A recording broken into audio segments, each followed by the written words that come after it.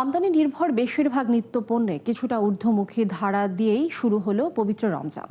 দাম বেড়েছে সয়াবিন তেল, খেজুর সহ অতি প্রয়োজনীয় 9টি জিনিসের, যা টিসিবির হিসাবেও স্পষ্ট।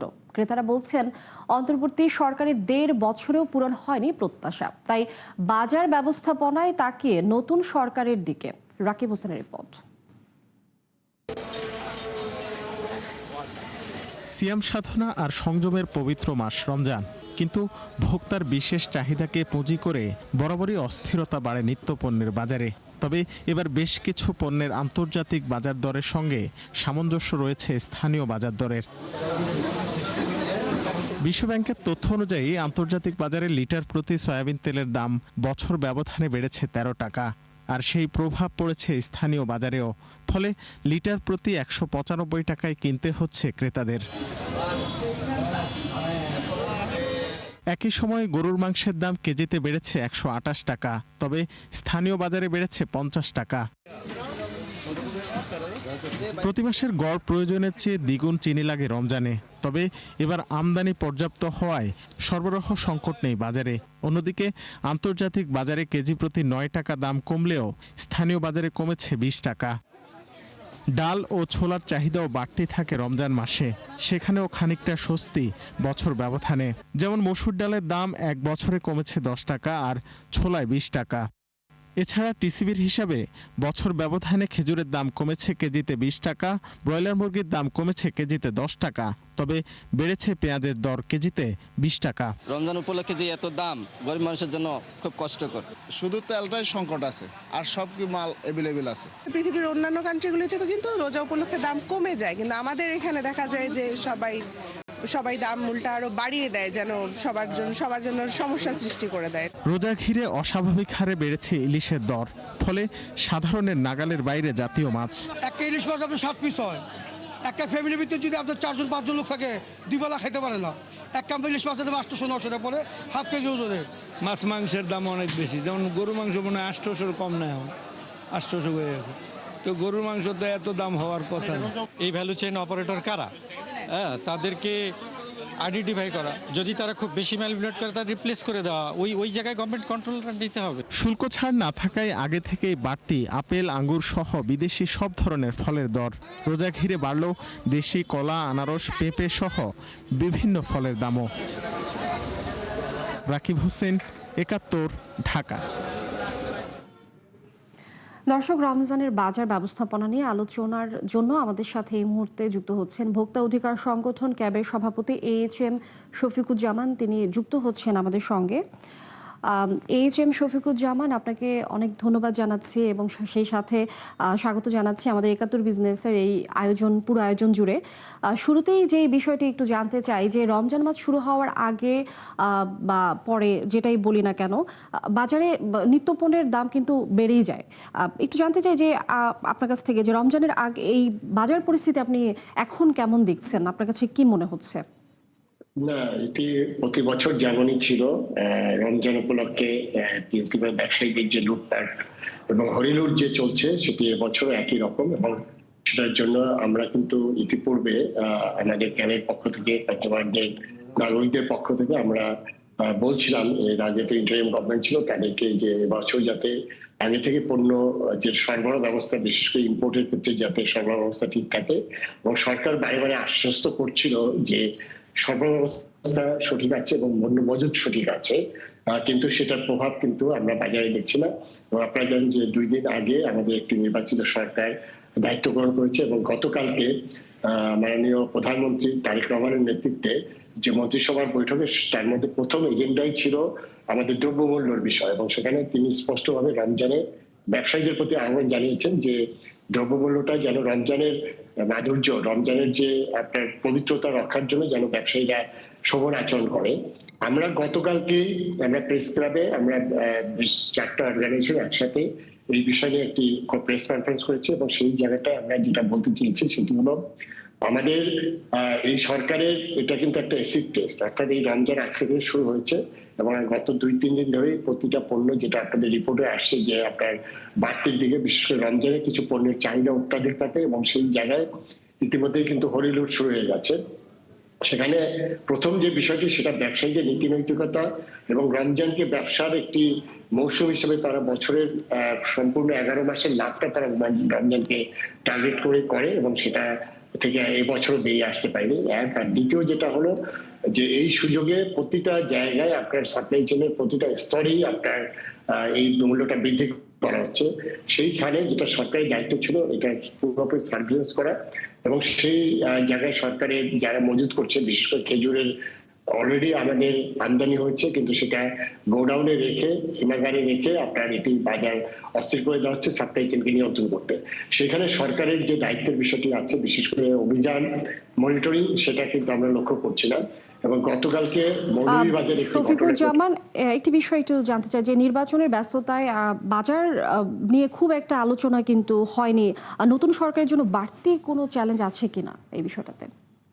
এটি তো নতুন সরকারের জন্য একটি প্রথম এসিড টেস্ট আমি বলবো, কারণ একটি জনপ্রিয় সরকার গঠন করেছে এবং তাদেরকে আমরা ডে 1 থেকে আমরা একটা চ্যালেঞ্জের মধ্যে ফেলে দিয়েছি। সেই জায়গায় হলো যে একটি হলো যে ব্যবসায়ীরা এটা করবে, কিন্তু এটার তো ব্যবস্থা আছে। সেই ব্যবস্থার জন্য আপনি যেটা বললেন নির্বাচনের জন্য আমাদের বাজার মনিটরিং, আমাদের ফিল্ড অ্যাডমিনিস্ট্রেশন যারা আছে তারা নির্বাচনে ব্যস্ত ছিল, কিন্তু সরকারের যে মনিটরিং যে কার্যক্রমগুলো আছে এবং আমি যেখানে ডিজি ছিলাম ভোক্তা অধিকারের, সেখানে কিন্তু খুব বেশি আমরা মনিটরিং দেখছি না। এটা যেমন একটা, আবার গতকালকে একটা ঘটনা ঘটেছে, আমাদের যে এডি আছে ঢাকা জেলার মিস্টার জব্বার, তিনি কালকে মৌলভীবাজারে গিয়েছিলেন। এখানে ডালের বাজারে এখানে তারা দাম বাড়িয়েছে এবং কোন রকম পাকা ভাউচার রাখছে না। সেখানে ওখানকার বাজারের সভাপতি তার সাথে যে আচরণ করেছে এবং সেটা নিয়ে আমরা কাজ করছি, আমরা প্রতিবাদ জানাচ্ছি, আমরা মানববন্ধন করবো, আমরা আমাদের এই সরকারি দপ্তরের লোকজনের পাশে আমরা আছি। কিন্তু যে বিষয়টি আমি বলতে চাচ্ছি এখানে সেটি হলো যে বাজার অস্থির করে যে ব্যবসায়ীরা করছে তাদের বিরুদ্ধে তো আমরা কঠোর কোনো ব্যবস্থা নিতে পারিনি। সেইখানে আমরা ব্যবস্থা নেওয়ার জন্যই আমি সরকারকে অনুরোধ জানাবো। AHM শফিকুজ্জামান, অনেক ধন্যবাদ আমাদেরকে সুন্দর সময় দেওয়ার জন্য। দর্শক, রমজানের বাজার ব্যবস্থা নিয়ে আলোচনায় আমাদের সাথে যুক্ত ছিলেন ভোক্তা অধিকার সংগঠন ক্যাবের সভাপতি AHM শফিকুজ্জামান। অর্থনীতিতে গতি ফেরাতে নতুন সরকারের প্রধান কাজই হবে ব্যবসা বান্ধব পরিবেশ নিশ্চিতের মাধ্যমে বিনিয়োগ, কর্মসংস্থান বাড়ানো। এছাড়া আইন শৃঙ্খলা পরিস্থিতি উন্নতির পাশাপাশি কাটাতে হবে জ্বালানি সংকট, আছে মূল্যস্ফীতি নিয়ন্ত্রণ, রাজস্ব বাড়ানোর মতো চ্যালেঞ্জও। এই বিষয়ে আরো জানাচ্ছেন মইনুল হাসান। দীর্ঘদিন ধরে স্থবির দেশের ব্যবসা বাণিজ্য, কমে গেছে বেসরকারি খাতের বিনিয়োগ, নির্বাচনের অজুহাতে যেখানে আরো হিসেবি হন ব্যবসায়ীরা। এমন বাস্তবতা থেকে উত্তরণে হাজারো চ্যালেঞ্জ তাই নতুন সরকারের সামনে। নিরাপত্তা বিধান করিব। তথ্য বলছে ডিসেম্বর শেষে বেসরকারি খাতের ঋণ প্রবৃদ্ধি ছিল 6% সামান্য বেশি, যা গত 2 দশকের মধ্যে সর্বনিম্ন। অথচ এই হার 2 অঙ্কের ঘরে ছিল বছর 3 আগেও। শুধু তাই নয়, মূল্যস্ফীতি নিয়ন্ত্রণের অজুহাতে দীর্ঘদিন ধরেই 10% রাখা হয়েছে নীতি সুধার। ফলে ঋণ পাবার ক্ষেত্রে জটিলতার পাশাপাশি বেড়েছে ব্যবসার খরচ। উদ্যোক্তারা বলছেন আইন শৃঙ্খলা উন্নতির মাধ্যমে ফেরাতে হবে সার্বিক পরিবেশ। ল অ্যান্ড অর্ডার সিচুয়েশন যদি ইমপ্রুভ করে, যাতে বিনিয়োগকারীরা তার একটা আস্থা ফিরে পায়। খুব গুরুত্বপূর্ণ অর্থনৈতিক খাতে যে সংস্কারের বিষয়গুলো আছে, ব্যাংকিং খাত, কর খাত এবং পাবলিক এক্সপেন্ডিচার কথা বলি, তারপরে আমরা যদি বাণিজ্য নীতির এবং অন্যান্য অনেক জায়গাগুলো বলি, সেই সব ব্যাপারে একটা সুনির্দিষ্ট কর্মপরিকল্পনা সরকার তুলে ধরবে। ইনফ্লেশনের কারণে দেখা যাচ্ছে যে ছোটোখাটো যে ব্যবসায়ী তারাও কিন্তু শেষ হয়ে যাচ্ছে, কারণ ডিমান্ড কমে যাচ্ছে, মানুষের চাকরি হচ্ছে না, ব্যবসায়ীরা একটা ভীষণ কঠিন পরিস্থিতির মধ্যে দিয়ে যাচ্ছে। এখন সবাই আশা করছে যে এই সরকার তাদের এক্সিস্টিং যেসব ব্যবসায়ী আছে, যেসব ব্যবসা প্রতিষ্ঠানগুলি আছে, সেগুলি যাতে সক্ষমতা বৃদ্ধি করতে পারে। সরকারি হিসেবে বর্তমানে দেশে বেকারের সংখ্যা 27 লাখের উপরে, যদিও 1 বছরে কোনো তথ্য প্রকাশ করেনি সরকার। এর সাথে অস্থিরতা আর বিনিয়োগ খরার প্রভাবে বন্ধ হয়েছে অনেক কলকারখানা। ফলে নতুন সরকারের আরেক বড় চ্যালেঞ্জ কর্মসংস্থান তৈরি করা। ইতিমধ্যে অনেক কিছুই, অনেক প্রস্তাবনা কিন্তু টেবিলের উপরে আছে। সেগুলোকে বিবেচনায় নিয়ে যদি সরকার একটা টাইম বাউন্ড একটা অ্যাকশন প্ল্যান তৈরি করে এবং সেটা বাস্তবায়নের দিকে যদি বেশি নজর দেয়, তাহলে হয়তো আমরা একটা বেটার রেজাল্ট আমরা পেতে পারবো। বর্তমানে বাজেটের বড় একটি অংশ চলে যাচ্ছে ঋণের সুদ আর দায় মেটাতে। অন্যদিকে এডিপি বাস্তবায়নের হার গত 7 বছরের মধ্যে সবচেয়ে কম। ব্যবসায়ী ও বিশ্লেষকরা বলছেন সংস্কার বাস্তবায়নের পাশাপাশি শুরু থেকে উদ্যমী হতে হবে নতুন সরকারকে। ট্রাম্পের যে ট্যারিফ, সেটাও কিন্তু এই সরকার তড়িঘড়ি করে ফেলেছে এবং সেটা বাংলাদেশের জন্য অত্যন্ত কঠিন একটা পরিস্থিতি সৃষ্টি করবে। সেটা নিয়ে ইমিডিয়েটলি যারা ব্যবসায়ী আছেন নেতৃবৃন্দ তাদের সাথে সরকারের ইমিডিয়েটলি বসা উচিত। এই সরকারের হানিমুন পিরিয়ড কিন্তু খুব শর্ট হতে যাচ্ছে। ভূ রাজনৈতিক এবং অর্থনীতির বাণিজ্যের ক্ষেত্রে যে বিভিন্ন ধরনের চাপগুলো সৃষ্টি হয়েছে এগুলো সমাধান হবে না এত অল্প সময়, কিন্তু একটা রাইট ডিরেকশন আমরা যাচ্ছি কিনা সেই উদ্যোগটা আছে কিনা। এরই মধ্যে এলডিসি উত্তোলনের সময় পেছানোর আলোচনা শুরু করেছে সরকার। তবে এই সময়ে সক্ষমতা বাড়ানো ও উপযুক্ত প্রস্তুতির জন্যও সঠিক বাস্তবায়ন চান উদ্যোক্তা ও অর্থনীতিবিদরা। মইনুল হাসান, ৭১, ঢাকা। দর্শক, চলমান অর্থনীতি নিয়ে মিডিয়া ব্রিফিং এর আয়োজন করেছে নাগরিক প্ল্যাটফর্ম। আমরা সরাসরি চলে যাচ্ছি সেখানে।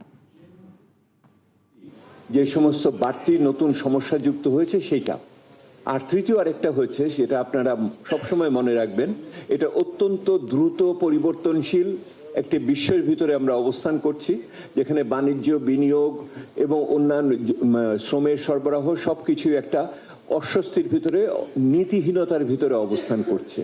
এই তিনটি জিনিসের ভিতর দিয়ে কিন্তু ওনাদের এই পরিস্থিতির সৃষ্টি হয়েছে। এই পরিস্থিতির ভিতরে ওনারা একটা দায়িত্ব পেয়েছেন, একটি নিরঙ্কুশ বিজয়ের ভিতর দিয়ে নতুন সরকার এসছে, সেহেতু রাজনৈতিক শক্তি হিসেবে ওনারা যতই সামর্থ্যবান। আবার একই রকম ভাবে 50-এর উপর একটি মন্ত্রিসভা গঠিত হয়েছে, তার 40 জনের মতো ওখানে নবীন মন্ত্রী আছেন, যাদের প্রশাসনিক সেই অর্থে বা রাষ্ট্র পরিচালনার প্রত্যক্ষ অভিজ্ঞতা আগের মতো সেই অর্থে নাই। ওনারাও সেইটার এই নতুন প্রবেশের ভিতর দিয়ে আসছেন। এটা শক্তি হিসেবেও দেখা যায়, আবার একটা চ্যালেঞ্জ হিসেবেও দেখার সুযোগ আছে। এইরকম একটি পরিস্থিতিতে আজকে আমাদের যেই আলোচনাটা হলো, সেই আলোচনাটা আপনারা লক্ষ্য করবেন যে সরকারের পক্ষ থেকে যে 2-3টি মূল লক্ষ্য ঘোষণা করা হয়েছে তার সাথে খুব বেশি বিপরীতের ভিতরে নাই। সরকার বলেছে আইন শৃঙ্খলা পরিস্থিতিকে স্থিতিশীল করাটা হলো সবচেয়ে গুরুত্বপূর্ণ।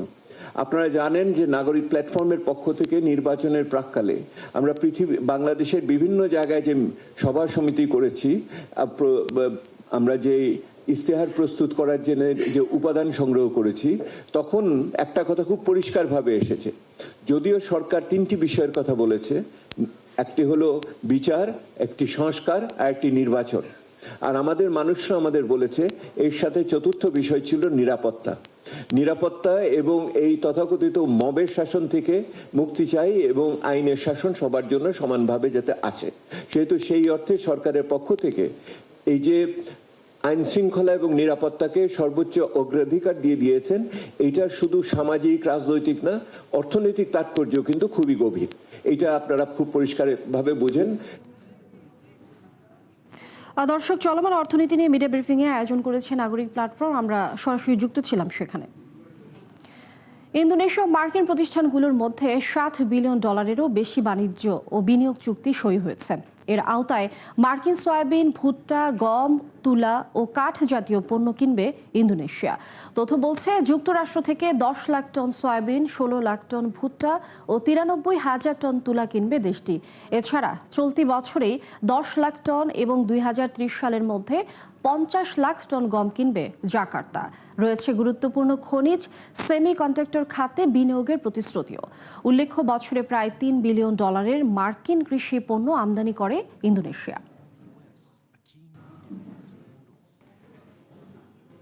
রমজানের আগমনে বিশ্বজুড়ে বেড়েছে খেজুরের চাহিদা। মুসলিম দেশগুলোতে চাঙা হয়ে উঠেছে এই পণ্যের বাণিজ্য। খেজুর রপ্তানি নিয়ে আশাবাদী মিশর ও তুরস্ক। তবে ভূরাজনৈতিক জটিলতায় চলতি বছরের খেজুর রপ্তানি নিয়ে কিছুটা শঙ্কিত ইরান। আরও জানাচ্ছেন নুসরাত মমিন। শুরু হলো মুসলিম বিশ্বের সবচেয়ে পবিত্র মাস রমজান। মাসব্যাপী সংযম ও ইবাদতের সময় কাটাবেন ধর্মপ্রাণ মুসল্লিরা। দিনভর রোজা রেখে দ্রুত ক্লান্তি কাটাতে রোজাদারদের পছন্দের তালিকায় সবার উপরে থাকে খেজুর।